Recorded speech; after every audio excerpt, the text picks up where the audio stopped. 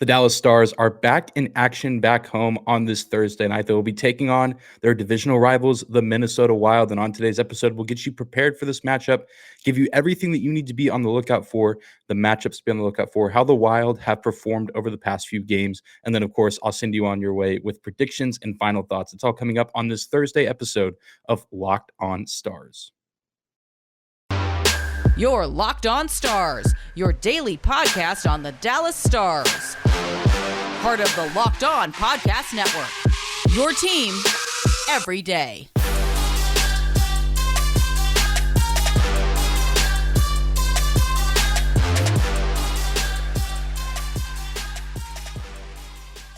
Howdy, Stars fans. Welcome back to the Locked On Stars podcast, the only daily podcast covering the Dallas Stars, part of the Locked On Podcast Network.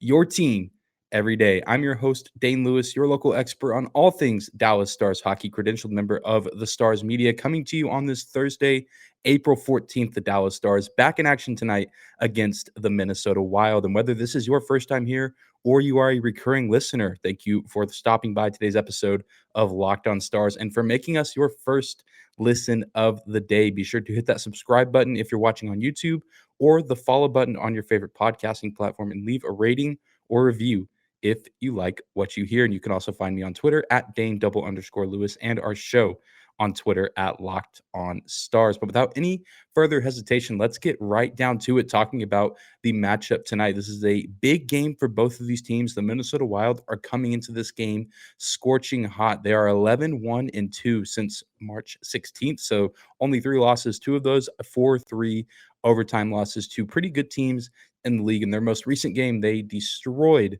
the Edmonton Oilers the same night that the Dallas Stars took down the Tampa Bay Lightning by a score of 1-0. The Minnesota Wild currently hold the second spot in the Central Division, looking to beat out the St. Louis Blues for that spot and get home ice advantage over them in what's looking like a pretty sure thing in a playoff series between those two teams. A rematch of the Winter Classic from earlier in this season. Sounds like a pretty good matchup to me, but the Wild fighting right now for home ice advantage, which is going to be huge in that series. But this Minnesota team has been good all season long, led by some of the best talent in the NHL that we'll talk about a little bit later in the next segment.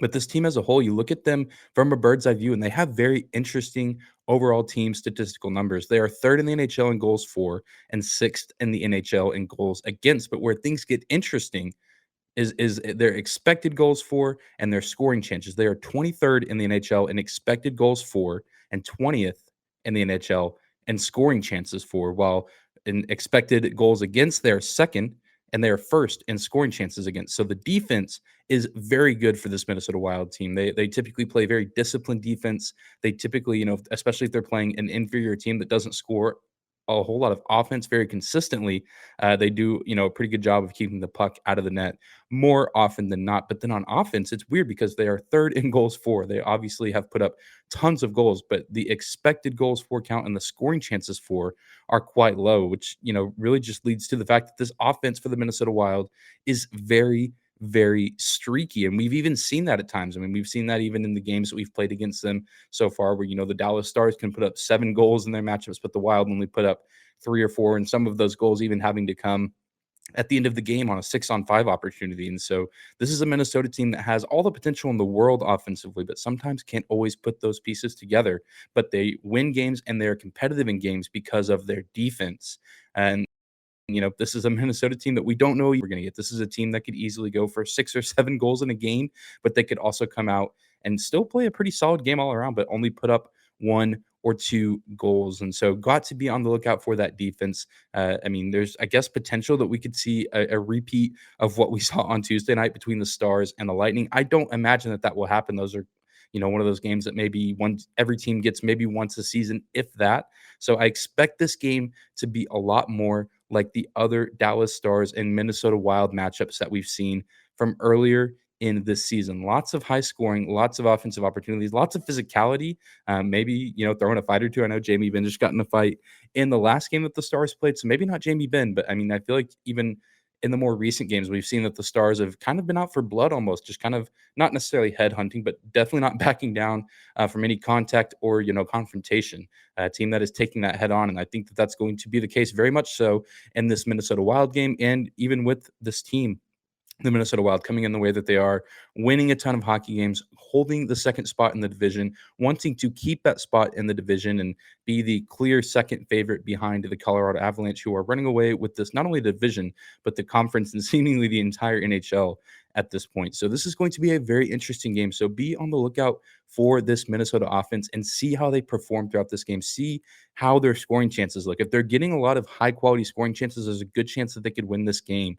But if Dallas can keep those numbers where they typically have been for the Wild this season, which is 23rd and 20th in the NHL in scoring chances for and expected goals for, and even you look at like their high danger scoring chances on natural stat trick, the numbers are very similar. On the defensive side, high danger chances against, they're like first or second in the league, but for they're in the low to mid 20s. So just not a whole lot there. But if the Stars give up a lot of good offensive looks like they did back in that Carolina game that they played about a month ago, things might not go very well for the Stars. But thankfully, this is a defensive minded Stars team. So I think that's what has made this matchup so interesting the last two meetings of this season between these two squads. So I expect part 4 to be just as entertaining as parts 2 and 3, and hopefully nothing like part 1, because part 1, if you remember, was quite the nightmare for the Dallas Stars, and it eventually kickstarted what would become a 7-game win streak for this team, but definitely not something that I want to see repeated personally, and I imagine many of you and the rest of Stars Nation out there feel the same. But we're going to continue to talk about this matchup and talk about the specific matchups within this game after a quick break, and after we say thank you to some of our sponsors.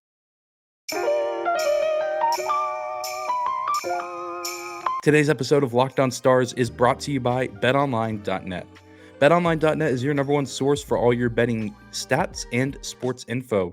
Find all the latest sports developments, league reviews, and news, including this year's basketball playoffs and the start of Major League Baseball season. BetOnline is your continued source for all your sports wagering information, from live betting, playoffs, esports, and more. Head to their website today or use your mobile device to learn more about the trends and action. BetOnline.net, where the game starts.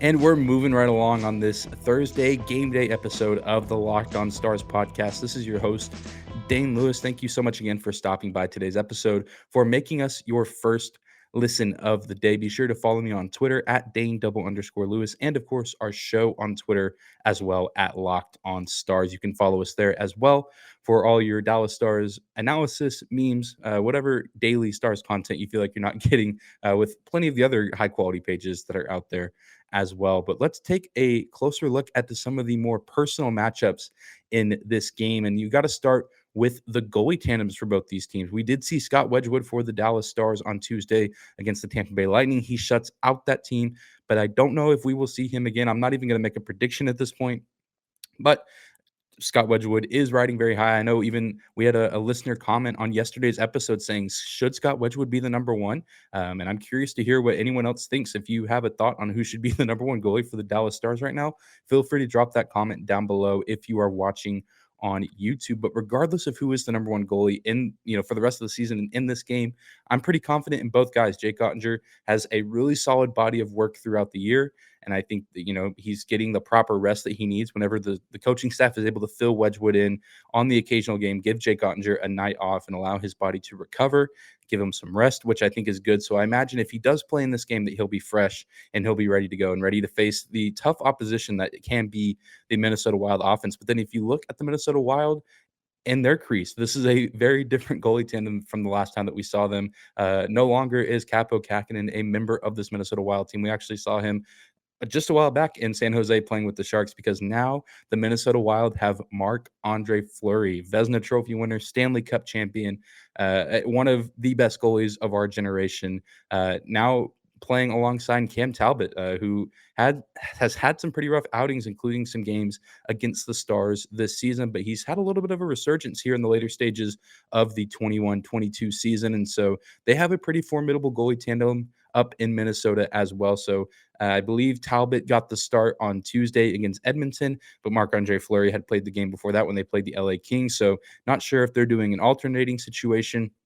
Not sure who we'll see, but Marc-Andre Fleury versus Jake Ottinger was a very good matchup whenever these teams played in Chicago earlier in the season, back when Fleury was a member of the Blackhawks. And so I would be excited to see an Ottinger-Andre Fleury matchup, but I would also be excited if we got a Talbot Wedgwood or any other combination mixture of those four names. But definitely a big storyline to be following as we get closer to puck drop. But the other elephant in the room matchup, and this is going to be a matchup that's probably going to be talked about for years, as these guys are pretty much probably going to be inseparable when it comes to just their names in the same conversation, because they were candidates for the Calder Trophy in 2021, but they're also two of the brightest young stars in the NHL, and that is, of course, Jason Robertson and Kirill Kaprizov. Jason Robertson comes into this game second on the Stars in points with 68, 34 goals, 34 assists, and then Kirill Kaprizov having a fantastic sophomore campaign himself with 42 goals, 49 assists, 91 points in total. Definitely not out of the realm of possibility that he could be easily reaching 100 points by the end of the season in his second stint in the NHL. But it's not just Kirill Kaprizov. I mean, the Minnesota Wild are loaded with offensive talent. You have Matt Zuccarello, former Dallas star Ryan Hartman, who is has been fined for flipping off Evander Kane in their last game, but it seems like the NHL world, including Evander Kane's, I believe, ex-wife, sending Ryan Hartman some money to pay off that fine that went viral on the internet. I think a bunch of other Minnesota Wild fans joined in on that act, and not gonna, comment on that too much, but it's Evander Kane, so I feel like we can't really blame Ryan Hartman for doing what he did. But of course, they have Joel Eriksson Ek, Kevin Fiala, Frederick Gaudreau, Jordy Ben, Jared Spurgeon, Jonas Broden. I mean, so many names on this Minnesota Wild team that some of them have been around for a long time, some of them not as much, but they, whenever this team is really clicking, like I said in the first segment, they're one of the most dangerous teams in the NHL on the defensive side, almost always consistently on the defensive side. But even on the offense side, I mean, this is a team that can just be dead asleep one game, but then the next game pop off and just really, just cram their offense in your face and down your throat. But the Stars are also that way. And, the Stars just had a game where they only scored one goal, and it was the only goal in the entire game between both teams.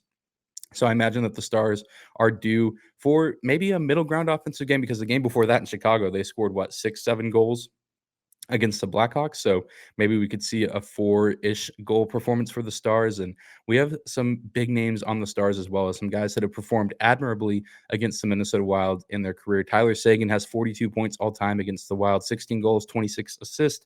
Jamie Benn, 17 goals, 25 assists, 42 points. And John Klingberg, 22 points total, tallying 6 goals and 16 helpers against this Minnesota Wild team. And also a storyline to watch. I can't imagine he'll get it in this game unless he just goes absolutely berserk. But Joe Pavelski is 5 assists away from his 500th career NHL assist. So that's something to be on the lookout for. See if Joe Pavelski can get some helpers in this game with, but definitely not out of the realm of the possibility with Robo, and of course with Rope Hintz, who did score the game-winning goal off of an assist from Pavs in the last matchup. So it's not crazy to think that Joe Pavelski could pick up an assist or two in this game, and maybe by Saturday against San Jose, against his old team at home, maybe get his 500th career assist in that game. Wouldn't that be an awesome story? I literally just that thought just came to my mind as I'm recording this now. Didn't even write that down in my notes. So as of right now, that's what I'm hoping for. I hope he's able to pick up 2 or 3 assists in Minnesota, or against Minnesota, playing in Dallas, and then on Saturday against his former team at the AAC, the San Jose Sharks, that he's able to get career assist 500 on his career. I think that would be really cool. But overall, I think this is going to be an entertaining game and probably going to be a high-scoring affair. I mean, you look at the other results from the 3 previous Stars Wild matchups from this season. You have 7-2, 7-4, and 6-3. So I expect this matchup to follow the same script and be pretty intense, pretty competitive all throughout. That first game, the 7-2 game, not really competitive. The Minnesota Wild dominated that game from the get-go, but those other 2 games were highly entertaining. I mean, just so much back and forth. And, you of course remember the last matchup, Kirill Kaprizov almost bringing the Minnesota Wild back into the game on the 6-on-5 when they pulled their goalie with 9 minutes left in the game. Just absolute madness. I think they did that in the second matchup as well, but the Stars able to contain that a little bit better. And then, of course, Jason Robertson did get the hat trick against the Minnesota Wild last time out whenever they played up in St. Paul. And so maybe Jason Robertson looking to repeat that performance a little bit. I think that would be pretty awesome as well, especially going up against Kirill Kaprizov, who, again, it's just going to be mentioned with Robo, at least by me, probably until they both stop playing, and then probably even afterwards too, because it's a fun storyline to follow and always fun to watch them compete against one another. But we're going to take another quick break, and whenever we come back, I will give you my final thoughts and predictions for this matchup.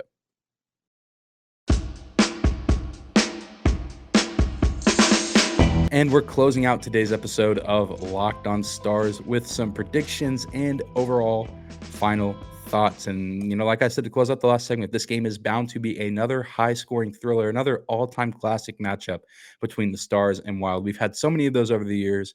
This is one of my favorite matchups to watch for the Dallas Stars, especially within the division. Always competitive, always just a good time. And, you got the Ben brothers going at it. You got two really good goalie tandems. You got two young NHL rising stars in Robo and Kaprizov. I say rising. I feel like both those guys have pretty much already made it, where they're pretty recognizable across the NHL, and there's not too many fans and players and teams that don't know who they are. And both teams are playing well right now. The Stars did have that bad game against New Jersey a few games ago, but now they beat Chicago on the road.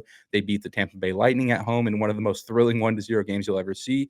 In Minnesota, like I said in the first segment, riding a pretty hot record overall, 11-1-2 since March 16th. So both these teams playing some pretty dang good hockey. Minnesota, again, a lot on the line, trying to hold that second spot in the Central Division. The Stars trying to remain in a wild card spot and potentially leapfrog the Nashville Predators, depending on the results from some of tonight's games. And, Dallas has to defend home ice. We've been saying that is a big point of emphasis for them in the month of April, as they only have 3 more road games left, and they have 2 more games this game tonight and then Saturday to close out a 3-game homestand. And it would be nice if they could get all 6 points in this homestand, because, I think Tampa Bay was the best team on this, 3-game homestand. Minnesota is the medium difficult team. And then Saturday, they have the San Jose Sharks, the team that they've already beaten this season, and a team that they have no excuse as to why they shouldn't beat them at home. Although I did say that about the New Jersey Devils, but I think the Stars learned their lesson from that game. But I digress. We'll get to that game when we get there. But this game is ultimately going to come down